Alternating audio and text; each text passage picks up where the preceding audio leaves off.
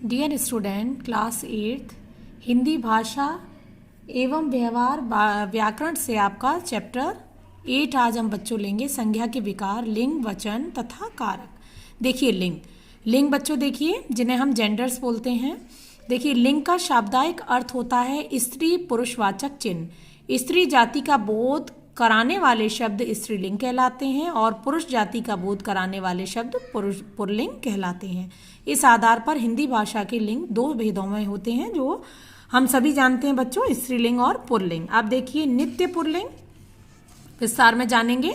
कुछ शब्द हमेशा पुल्लिंग में ही प्रयुक्त होते हैं, जैसे मच्छर, गीदड़, भेड़िया, कौआ, खरगोश, खटमल, तोता, उल्लू, पक्षी, मगरमच्छ, बाज, बिच्छू आदि। अब देखिए नित्य जो आपका स्त्रीलिंग से होते हैं, कुछ शब्द हमेशा स्त्रीलिंग में ही प्रयुक्त होते हैं, जैसे लोमड़ी, गिलहरी, मक्खी, मछली, छिपकली, कोयल, दीमक, तितली, मैना, मकड़ी आदि।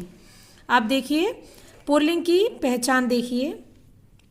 पर्वत, सागर, देश, पेड़, महीने, धातु, तारे, ग्रह, रत्न, शरीर के अंग आदि प्राय पुल्लिंग होते हैं। जैसे पर्वतों के नाम हिमालय, विंध्याचल आदि। सागरों के नाम प्रशांत महासागर, हिंद महासागर, अरब महासागर। पेड़ों के नाम जामुन, बरगद, नीम, पीपल, आम आदि।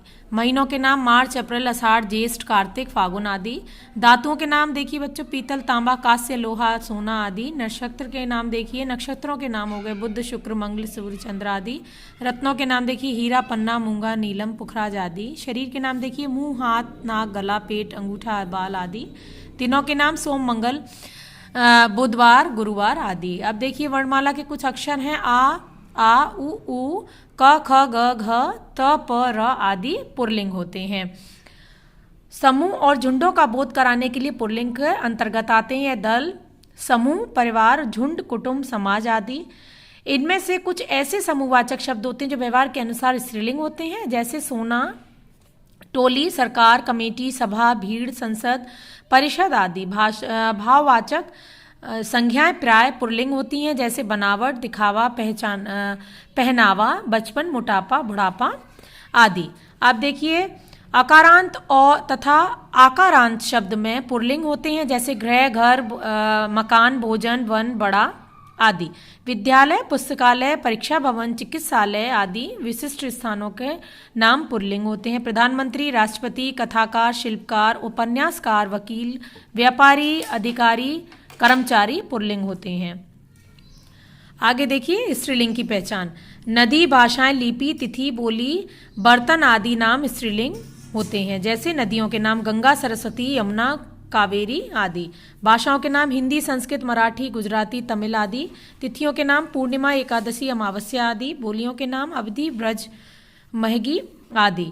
कुछ बर्तनों के नाम कटोरी, थाली, चम्मच, कचली और छलनी आदि। शरीरों के नाम देखिए, शरीर के कुछ अंगों के नाम गर्दन, कमर, जीभ, उंगली, आंख आदि। आगे देखिए इनके अतिरिक्त जिन शब्दों के अंत में आई, ता, नी, आवट, आहट, ई, री, आनी, आस, इया, इमा आदि प्रत्यय जुड़ने होते हैं, उसे हम स्त्रीलिंग में होते हैं, जैसे इया लगान लड़ाई, धुलाई, कढ़ाई, मिठाई, चिकनाई। ता को देखिए निकटता, सुंदरता, मधुरता, मनुष्यता आदि। नी को देखिए जापानी, चटनी, छन्नी, कथनी आदि। आवट देखिए बनावट, सजावट, लिखावट, थकावट। आहट देखिए घबराहट, सरसराहट, मुस्कुराहट। ई का देखिए बच्चों लकड़ी, खिड़की, गर्मी, सर्दी, मजदूरी आदि। री का देखिए बकरी, परी आदि। इया का देखिए चिड़िया, गुड़िया, पुड़िया, लुटिया, लुटिया आदि। इमा का देखिए लालिमा, गरिमा, कालिमा, महिमा आदि। संस्कृत के कुछ ऐसे शब्द जो आकारांत होते हुए भी वे स्त्रीलिंग में होते हैं, जैसे प्रिया, कृष्णा, प्रिया, कृपा, घृणा, सुता, छात्रा आदि। पुल्लिंग से स्त्रीलिंग बनाने में आ का प्रत्यय जोड़ने पर प्रिया, प्रिया, सुत, सुता, छात्र, छात्रा, अनुज, अनुजा। ई का जोड़ने पर लड़का, लड़की, भड़का, भड़की, नाना, नानी। ये प्रत्यय जोड़ने पर चिड़ा, चिड़िया, बूढ़ा, बुढ़िया, चूहा, चुहिया, बेटा, बिटिया। इन प्रत्यय लगाकर देखिए नाती, नातिन, मालिक, मालकिन, कहार, कहारिन। इन प्रत्यय लगा के तपस्वी तपस्विनी, सन्यासी सन्यासिनी, यशस्वी यशस्विनी, योगी रोगी रोगिनी। ये आइन लगाकर ठाकुर ठकुराइन, बाबू बाबाइन, लाला लालाइन। आनी लगा के नौकरानी सेठानी आदि। ई का प्रत्यय लगा के धावक धाविका, गायक गायिका, पाठक पाठिका, नायक नायिका। वती मती प्रत्यय लगाकर पुत्रवान पुत्रीवान, धनवान धनवंती, भगवान भगवती।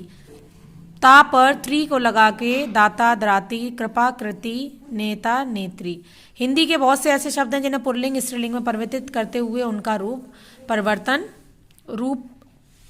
परिवर्तित हो जाता है, जैसे भाई बहन, वर वधू, पुरुष स्त्री और राजा रानी, माता पिता या नर नारी, फूफा बुआ और बैल गाय। आगे देखिए वचन देखिए। मजदूर मकान बना रहा है, मजदूर मकान बना रहे हैं। रमा ने भगवान के चरणों फूल चढ़ाए, पुजारी ने भगवान को फूलों की माला चढ़ाई। शब्द के जिस रूप से उसका एक या अनेक होने का बोध होता है उसे हम बच्चों वचन कहते हैं। जो हम पढ़ते आ रहे हैं एक वचन और बहुवचन, ये दो तरीके के प्रकार होते हैं बच्चों। एक वचन में क्या रहता है, शब्द के जिस रूप से एक प्राणी वस्तु का बोध होता है उसे एक वचन कहते हैं, जैसे लड़की, पुस्तक, बस, चिड़िया आदि।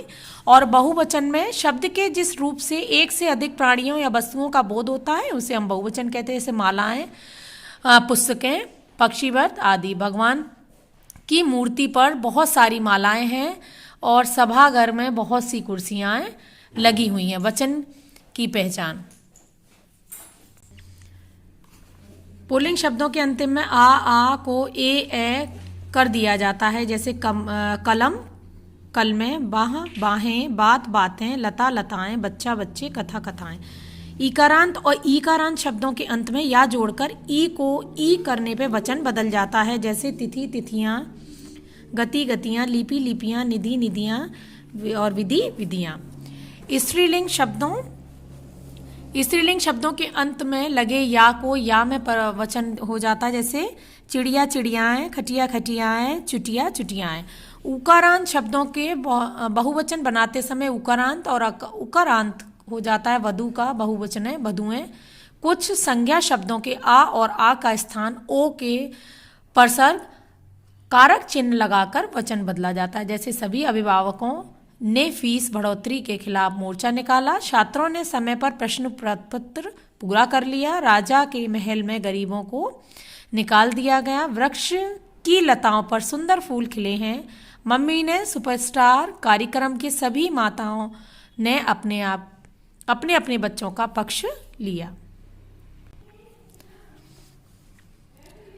कारक का शाब्दिक अर्थ देखिए। अब हम कारक पढ़ेंगे बच्चों। करने वाला अर्थात क्रिया को पूरा करने का योगदान देने वाला कारक कहलाता है ना, कारक कहलाने का। इन दिए गए वाक्यों में मोटू पतलू, महिला, चाकू, फल, राजा, भिखारी, ये आपके ऊपर वाक्य दिए हुए हैं। ट्रेन, पटरी, गुफा, तोता, डाल संज्ञा पद है। इसका क्रिया के संबंध बताने में ने, को, की, से, की, पर चिन्ह प्रयोग किया गया है। इन चिन्हों में ही कारक चिन्ह कहा जाता है, जो परसर्ग कहलाता है। अब देखिए कारक के भेद देखिए 8 प्रकार के होते हैं और इसमें कर्ता कारक, कर्म कारक, कर्ण कारक, संप्रदान कारक, आपादान कारक, संबंध कारक, अधिकरण कारक और संबोधन कारक होते हैं। कर्ता कारक देखिए, कर्ता अर्थात करने वाला। वाक्य में जिसके द्वारा क्रिया की जाती है या हो रही होती है उसे हम कर्ता कारक कहलाते हैं, जैसे शिक्षक ने पाठ पढ़ाया, बच्चे ने खाना खाया। शिक्षक पाठ पढ़ा रहे हैं, परसर्ग रहित हैं, बच्चा खेलता है, परसर्ग रहित है। उपयुक्त वाक्यों में 2 वाक्य हैं, ने परसर्ग का प्रयोग हुआ है, ये 2 वाक्यों में नहीं है, परंतु परसर्ग रहित वाक्यों में कर्ता कारक के अंतर्गत ही आएंगे, क्योंकि कर्ता कारक कर्ता 2 रूप में आता है, परसर्ग सहित या परसर्ग रहित। अब देखिए कर्म कारक, संज्ञा और सर्वनाम के जिस पद पे क्रिया का प्रभाव पड़ता है उसे हम कर्म कारक कहते हैं। इसका परसर्ग को होता है, जैसे राजा ने चोर को दंड दिया, सपेरे ने सांप को नचाया, पुलिस ने अधिकारी को पकड़ लिया, माँ ने बाजार के कपड़ा खरीदा। करण कारक में देखिए करण कारक का अर्थ होता है साधन और माध्यम, अतः क्रिया को करने वाले होने का साधन या माध्यम से बनने वाली संज्ञा सर्वनाम पद को करण कारक कहलाते हैं। जैसे परसर्ग से के द्वारा होता है, जैसे बच्ची गुड़िया से खेलती है, माँ ने आटे से रोटियां बनाई। अब देखिए संप्रदान कारक। संप्रदान कारक का है किसी को कुछ देना, प्रदान करना। जब वाक्य में कर्ता द्वारा कुछ क्रिया की जाती है तो उसे किया जाता है, उसे क्रिया को करने अथवा देने वाले संज्ञा सर्वनाम पदों के रूप में प्रकट करने वाले को संप्रदान कारक होता है। जैसे डॉक्टर ने मरीज के लिए दवा लिखी, पिताजी ने कार्तिक को नया पेन दिया। अब देखिए आपादान कारक। आप संज्ञा सर्वनाम के जिस रूप में अलग होने का भाव प्रकट होता है उसे आपादान कारक कहते हैं। जैसे छात्र स्कूल से निकाल दिया गया, स्टेशन से ट्रेन छूट गई। आगे देखिए संबंध कारक। वाक्य की संज्ञा सर्वनाम के जिस रूप से उसका किसी दूसरे के साथ संबंध का ज्ञान होता है उसे संबंध कारक कहते हैं। जैसे का, की, के, रे, री, रे, ना, नी, ने, ने, तुम्हारे दादाजी आ गए हैं, यह उसकी तस्वीर है। अधिकरण कारक। अधिकरण अर्थात आधार यानी संज्ञा सर्वनाम के जिस रूप क्रिया में होने का स्थान समय का पता चलता है उसे अधिकरण कारक कहते हैं। इसके परसर्ग में और पर होता है। कपड़े अलमारी में हैं, पुस्तक मेज पर रखी हैं। संबोधन कारक देखिए। संबोधन कारक में संज्ञा सर्वनाम का वह रूप जिसके किसी को बुलाने पुकारने का बोध होता है उसे संबोधन कारक कहते हैं। जैसे परसर हे, अरे, ओ, हे भगवान मैं अब क्या करूं, अरे श्याम कहाँ चले गए, ओ लड़के जरा सुन तो लो। अब देखिए कर्म कारक और संपादन में अंतर है। दोनों कारकों में कोस परसर्ग का प्रयोग, परंतु दोनों में अंतर है। शिक्षक छात्रों को पढ़ा रहे हैं, शिक्षक छात्रों को पठन सामग्री देते हैं। करण कारक और आपादन कारक में अंतर। इन दोनों कारकों में परसर्ग से और फिर से दोनों में अंतर है। जैसे पिताजी हवाई जहाज में दिल्ली पहुंचे, पिताजी हवाई जहाज से घर पहुंचे। तो ये चैप्टर बच्चों और आप ध्यान से पढ़ना। ये चैप्टर आपका कंप्लीट हो चुका है। एक्सरसाइज आप करिए और प्रश्न उत्तर आपको दे दिए जाएंगे। Thank you.